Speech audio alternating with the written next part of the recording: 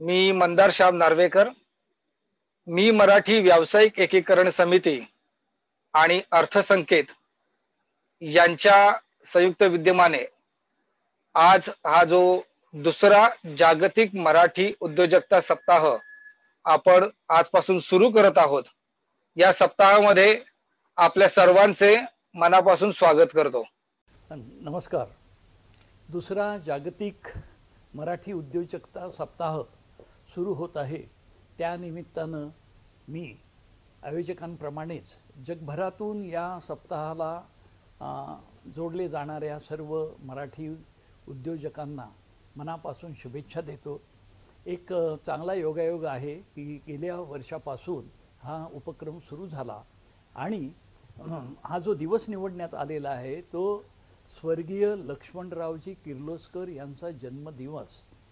त्यांचा जन्मदिवस हा मराठी उद्योजकता दिवस असा साजरा करणं हे खरोखरच मोठं औचित्य आहे. याचं साधं कारण असं की मराठी उद्योग जो काही आपण म्हणतो किंवा उद्योगाच्या क्षेत्रात जे मराठी माणसांनी आपले झेंडे फडकवले त्याचा अग्रक्रम किंवा अग्रपूजेचा मान जर कोणाला द्यायचा असेल तर लक्ष्मणरावजींना दिला पाहिजे.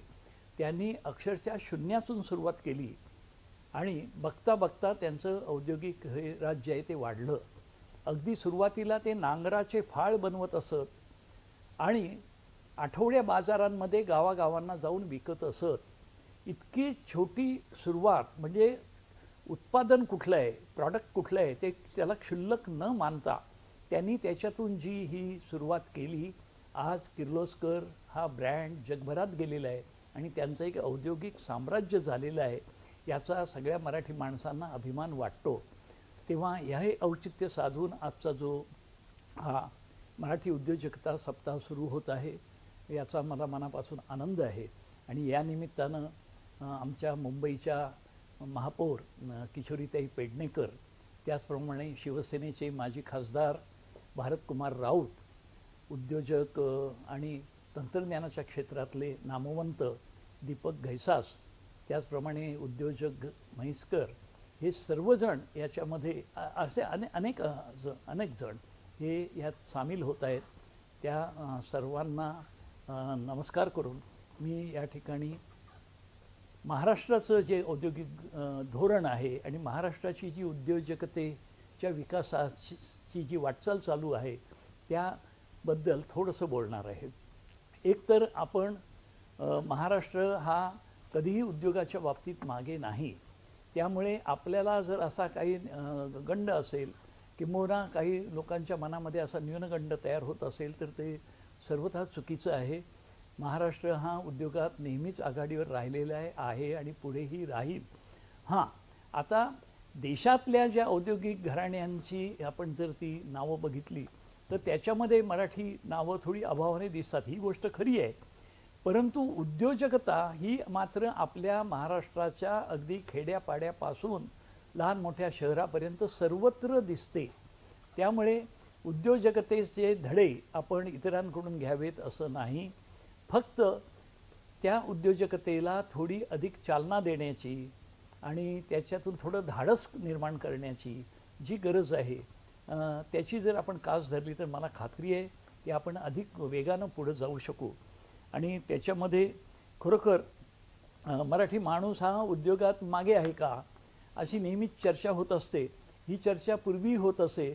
मला आठवतं की शिवसेना प्रमुख माननीय बाळासाहेब ठाकरे हे त्यांच्या चळवळीच्या सुरुवातीच्या काळामध्ये म्हणजे 1970च्या आसपास 1980च्या आसपास मुंबईत अनेक त्यांनी व्याख्यानं घेतली आणि ते स्वतः नोकरीतून उद्योगधंद्याकडे हा विषय घेऊन व्याख्यान देत असत. ह्या विषयावर त्यांची व्याख्यानं मुंबईत ठिकठिकाणी आयोजित करण्यात आली, महाराष्ट्रात आयोजित करण्यात आली. आणि त्यांनी आता नोकरी एके नोकरी असं करत न बसता मराठी माणसाने स्वतःचा उद्योग उभारायला लागलं पाहिजे यासाठी त्यांनी खूप प्रयत्न केले, चालना दिली, अनेकांना प्रेरणा दिली. अनेकांना स्वतःच्या उद्योगामध्ये कोणती अडचण असेल तर बाळासाहेब स्वतः त्याला मदत करत असत, त्याचे प्रश्न सोडवत असत. मग ते सरकार दरबारी असोत किंवा मोठ्या उद्योगपतीकडे काम असो. बाळासाहेब स्वतः त्या व्यक्तीला मदत करत आणि त्याचा उद्योग नीट कसा चालेल यासाठी प्रयत्न करत. एवढंच नाही तर अगदी सूक्ष्म आपल्या उद्योगाची जी व्याख्या आहे ती सूक्ष्म, लघु आणि मध्यम, मोठे ही जी केली जाते त्याच्यामध्ये सूक्ष्म उद्योगापासून सुरुवात करायला बाळासाहेबांनी प्रोत्साहन दिलं. आणि वडापाव हे जे त्या ठिकाणी सुरू झालं मुंबईमध्ये, मराठी माणसाचा वडापाव, ह्याला चालना बाळासाहेबांनी दिली. त्याच्याकडे अत्यंत क्षुल्लक उद्योग अशा रीतीने सुद्धा काहींनी बघितलं, काहींनी त्याची थट्टा केली, परंतु उद्योजकतेचं बीज आहे त्याच्यामध्ये. हे मराठी तरुण हिमतीनं नाक्या नाक्यावर बटाटे वडे देण्याचं काम करू लागले. त्यांची भीड चेपली. स्वतःचा छोटासा उद्योग असला तरी त्याची आपल्याला लाज वाटत नाही, हे त्याच्यातून प्रकर्षानं पुढं आलं. आणि याच्यातून अनेकांना ही उद्योजकतेची जी दिशा मिळाली, त्यामुळे स्वतंत्र उद्योग तयार करण्याची प्रेरणा मिळाली, त्यातून पुढं गेले ते. हे जसं झालं त्याचबरोबर भांडवलाचा प्रश्न असतो. अनेक जण भांडवल कुठून आणायचं असा प्रश्न पडतो, परंतु हे जे सगळे उद्योजक आज आपण बघतो किंवा उद्योगपती म्हणतो, औद्योगिक घराणी म्हणतो, ह्या सगळ्यांकडे स्वतःचा पैसा होता का त्या काळामध्ये सुरुवातीला? तर त्याचं उत्तर नाही असं आहे. पण त्यांनी म्हणजे एक तर मालिकाच चालू होती, तिच्यामध्ये असं म्हटलं की स्वतःच्या पैशाने नाही, दुसऱ्याच्या पैशाने धंदा करायचं रहस्य काय ते शिकून घ्या.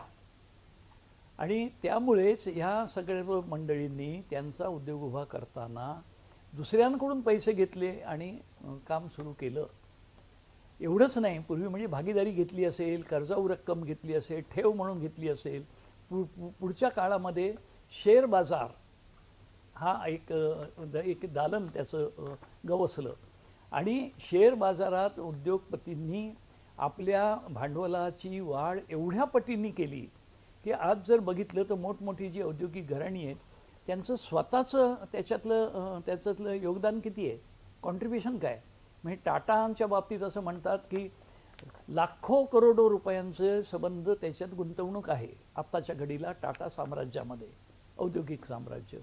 त्याच्यामध्ये टाटा या नावाच्या किंवा त्या घराण्याच्या मंडळींचा वाटा किती, तर टक्क्याने मोजला तर 2-5% वर जाणार नाही. बाकीचं 95-96% पैसे हे आम लोकांचे आहेत, संबंध भारताचे आहेत, जनतेचे आहेत. परंतु त्यांनी विश्वासानं ते पैसे त्यांच्याकडे त्यांच्या उद्योगामध्ये गुंतवलेत, त्यांचे शेअर विकत घेतले, या कारण टाटा ब्रँडवरचा विश्वास.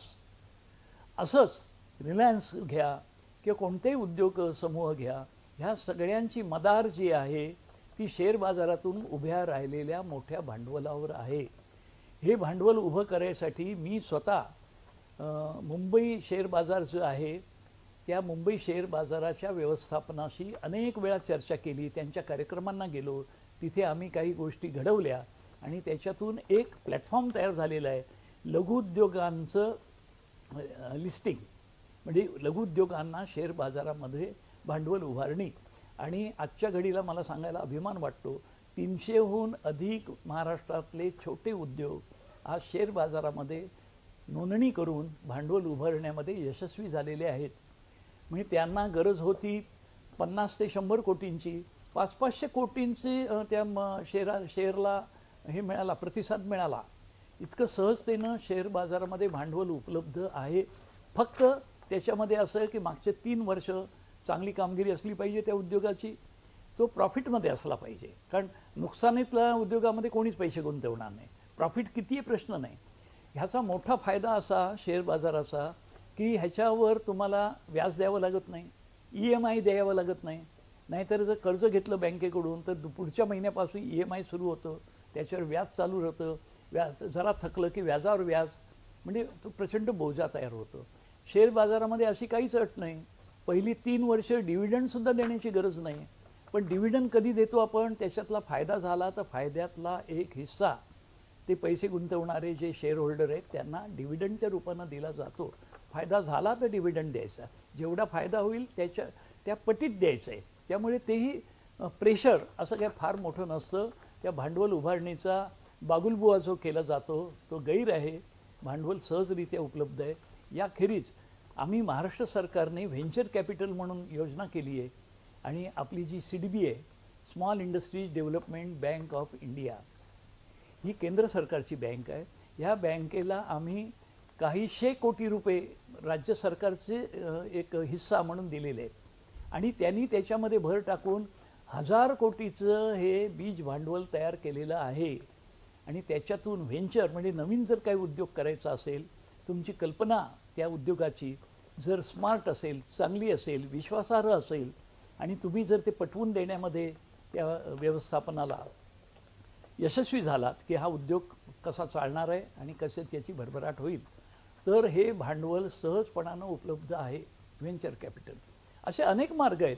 त्यामुळे भांडवलामुळे मी अभावी मी धंदा करू शकत नाही असं जर कोण जर काही अडचण सांगत असेल तर मला ती पटत नाही. भांडवल चारी बाजूनी उपलब्ध आहे.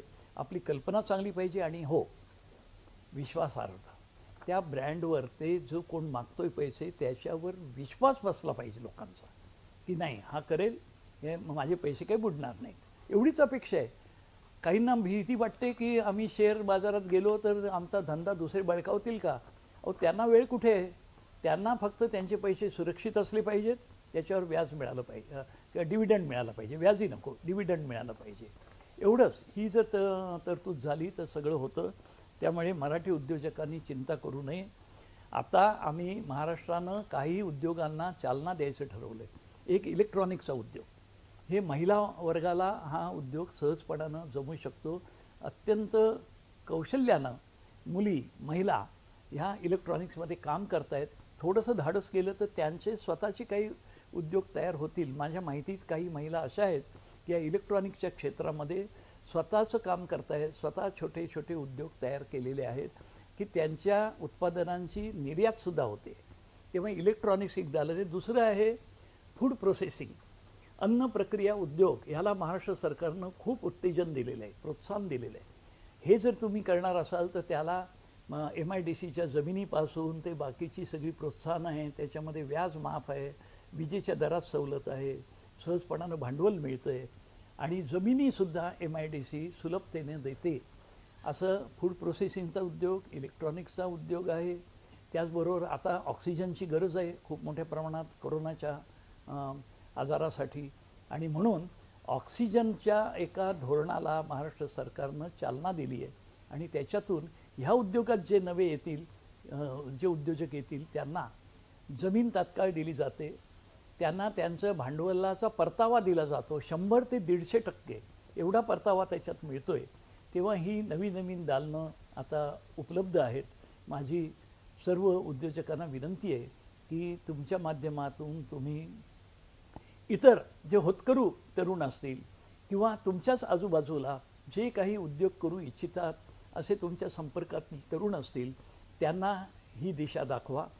त्यांना ह्या वेगवेगळ्या मार्गाने आणि तुमच्या अनुभवातून असं मार्गदर्शन करा की ते त्यांचा स्वतःचा उद्योग उभा करण्यासाठी प्रवृत्त होतील आणि सर्व तऱ्हेचं सहाय्य द्यायला समाज आज तयार आहे. याच्यातून सकारात्मक विचार केला तर अनेक नवे उद्योजक पुढे येतील आणि आपली उद्योजकता आहे तिचंही भरभराट होईल.